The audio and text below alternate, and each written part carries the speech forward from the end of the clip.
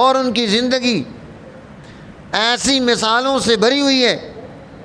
کہ اللہ کے حکم کو نافذ کرنے کے لیے حضرت عمر بن الخطاب کردار ادا کر رہے ہیں۔ اور کیوں نہ ہوتا، ان کی تربیت کرنے والے، ان کی نگرانی کرنے والے، انہیں سنبھالنے والے کون لوگ تھے؟ حضرت سیدنا ابو بکر صدیق رضی اللہ تعالیٰ عنہ نے اپنی زندگی کے اختتام کے وقت میں، آخری اوقات میں، حضرت عمر رضی اللہ تعالیٰ عنہ کو اپنے پاس بلایا اور فرمایا، عمر،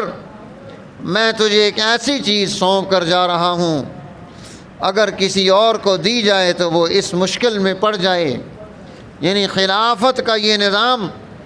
انسانوں کے حقوق کی ادائیگی کا نظام، یہ تیرے سپرد کر کے جا رہا ہوں، تو نے اسے سنبھالنا ہے۔ اور پھر انہوں نے کہا، دیکھو، میں اور تم رسول اللہ صلی اللہ علیہ وسلم کے زیادہ قریب رہنے والوں میں سے تھے،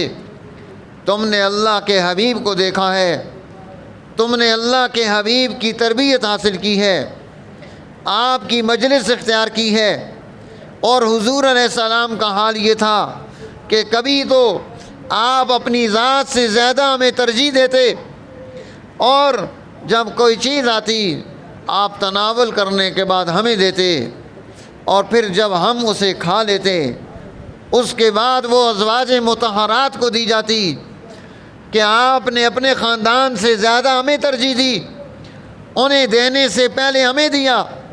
آج رسول اللہ صلی اللہ علیہ وسلم کے اس امر کو، دین کو، خلافت کے اس نظام کو میں تیرے سپرد کرنا چاہتا ہوں۔ حضرت عمر رضی اللہ تعالیٰ عنہ نے فرمایا کہ مجھے خلافت کی ضرورت نہیں، مجھے حکمران بننے کی خواہش نہیں۔ حضرت ابو بکر صدیق رضی اللہ تعالیٰ عنہ نے فرمایا کہ تجھے ضرورت نہیں ہے، خلافت کو تیری جیسی شخصیت کی ضرورت ہے، اس لیے تجھے یہ اختیار کرنا پڑے گا۔ اور پھر آپ نے فرمایا، عمر، کچھ نیکیاں ایسی ہیں جن کا تعلق رات کے ساتھ ہے، اللہ ان نیکیوں کو دن میں قبول نہیں کرتا، اور کچھ نیکیوں کا تعلق دن کے ساتھ ہے، اللہ انہیں رات میں قبول نہیں کرتا۔ اور فرمایا، عمر، تیرے ساتھ کچھ لوگ محبت رکھیں گے، کچھ تیرے بغض میں مبتلا ہوں گے، یہ رسم چلی آ رہی ہے پہلے سے، لوگ خیر کی چیز کو ناپسند کرتے ہیں، شر کی چیز کو پسند کرتے ہیں، تم نے اللہ کے حکم کو سامنے رکھنا ہے، اسے کیسے قائم کرو گے؟ اور پھر فرمایا، عمر، میں تجھے وصیت کرتا ہوں اللہ سے ڈرنے کی، اللہ کے حضور میں حاضر ہونے کی، حساب و کتاب پیش ہونے کی، کہ اس پوری قلمرو خلافت کا حساب و کتاب تجھے اللہ کی بارگاہ میں دینا ہے۔ اور پھر فرمایا، اے عمر، یاد رکھنا، اعمال کو، وزن کو قیامت کے دن بھاری کرنے والی چیز حق ہے۔ جس نے دنیا میں حق کی اتباع کی، قیامت کے دن اس کا تول وزنی ہوگا۔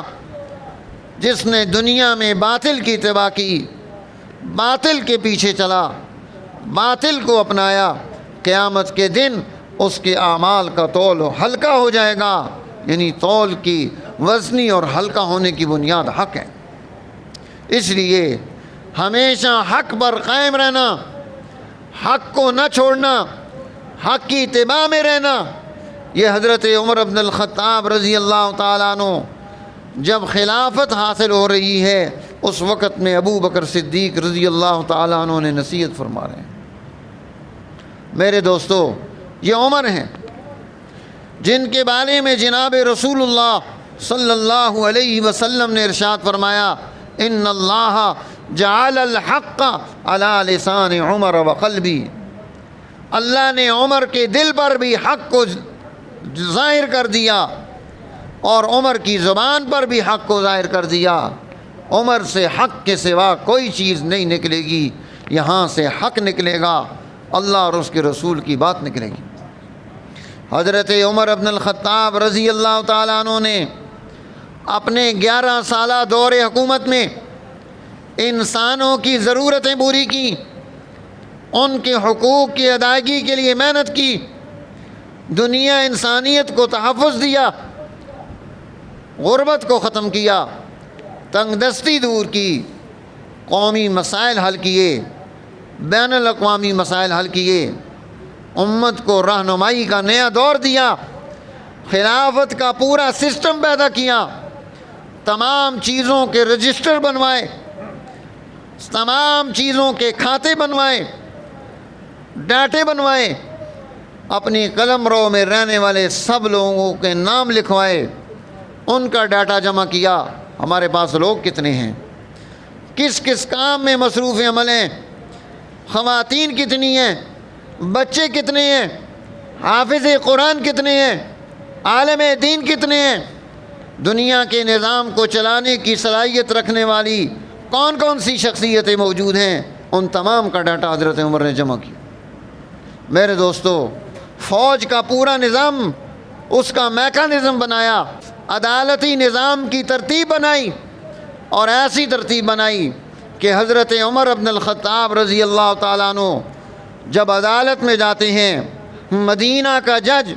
مدینہ کا چیف جسٹس عمر بن الخطاب کے استقبال میں کھڑا ہو جاتا ہے، حضرت عمر رضی اللہ تعالیٰ عنہ ناراضگی کا اظہار فرماتے ہیں کہ تو میرے لیے کیوں کھڑا ہوا ہے؟ یا تو آنے والے ہر مجرم کے لیے کھڑا ہو۔ کیا بادشاہ عدالت میں آئیں گے، حکمران آئیں گے، تم عدالت میں بیٹھنے والے جج اور قاضی تم ان کے استقبال کرو گے تو تم عدل کیسے قائم کر سکو گے؟ تم نے عدل قائم کرنا ہے، تم نے انسانیت کو انصاف دینا ہے۔ یہاں عدالت میں شخصیت نہیں دیکھی جاتی، انصاف دیکھا جاتا ہے۔ آپ ججوں کو تربیت دے رہے ہیں، یہاں بیٹھ کر تم کیسے کام کرو گے؟ رسول اللہ صلی اللہ علیہ وسلم کے سزر ہیں، حضرت علی المرتضیٰ کے داماد ہیں، اللہ کے نبی کے سب سے قریب ترین رہنے والے لوگوں میں سے ہیں، جنہیں جنت کا سرٹیفکیٹ دیا گیا ہے دنیا میں، جن کی بات، ان کی زبان کی بات اللہ نے قرآن میں وحی بنا کر نازل کی۔ علماء نے ان تمام مقامات کو جمع کیا ہے جہاں حضرت عمر کی رائے تھی، وہی بن کر قرآن نازل ہو رہا ہے۔ اس کے باوجود اپنی عدالت میں آ کر اپنے جج کو اس لیے ڈانٹ رہے ہیں کہ تو میرے لیے کیوں کھڑا ہوا ہے؟ آئندہ سنت بن جائے گی، طریقہ بن جائے گا، دستور بن جائے گا، قاضی بادشاہوں کے لیے کھڑے ہوں گے، تم عدل قائم کرو۔ تو میرے دوستو، یہ ہیں عمر بن الخطاب رضی اللہ تعالی عنہ۔ جب یہ عراق کی زمینیں فتح ہوئیں،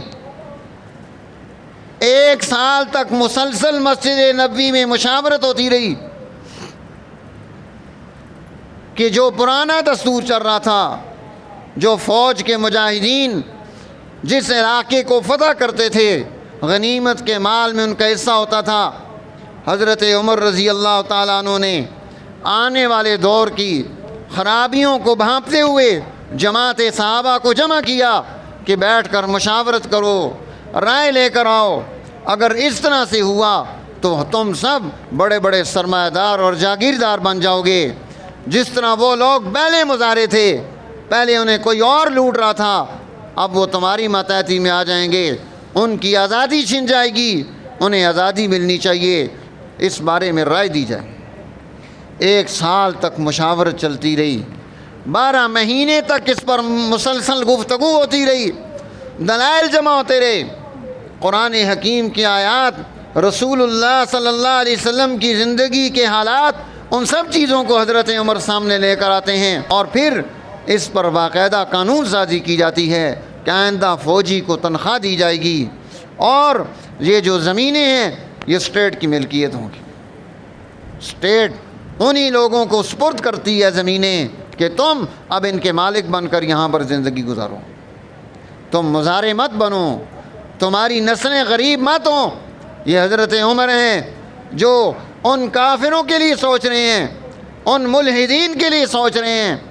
اللہ کے دشمنوں کے لیے سوچ رہے ہیں کہ انہیں غلام نہیں بنایا جا سکتا، انہیں آزاد کیا جائے، انہیں حقوق دیے جائیں، مسلمان سرمایہ دار بن جائے، مسلمان کے پاس بڑی بڑی جاگیریں ہو جائیں اور ان جاگیروں پر لوگوں کو مظاہرے رکھ لے، حضرت عمر اسے پسند نہیں کر رہے، اگرچہ وہاں رہنے والے سارے لوگ کافر ہیں ابھی۔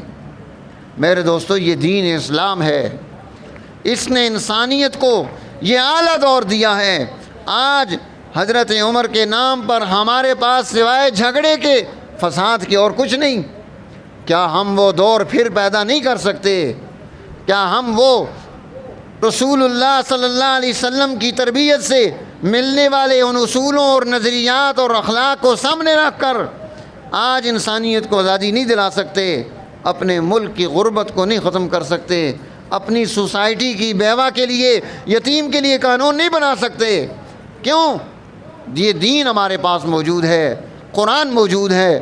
رسول اللہ کی سیرت موجود ہے، صحابہ کا عمل موجود ہے، اور اسلام کے عروج کا، غلبے کا 1000 سالہ 1200 سالہ دور موجود ہے، جس نے انسانیت کو آزادی، ترقی، خوشحالی، امن، استحکام دیا۔ آج ساری نعمتیں ہمارے پاس موجود ہیں، ہماری سوسائٹی میں خوشحالی کیوں نہیں ہے؟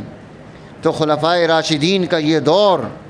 ہمیں واپس لانا ہے۔ یہ تبھی واپس آ سکتا ہے جب اسی طریقے سے پھر ہم ایک نئی قوت جوانوں کی کھڑی کریں، انہیں تربیت دیں،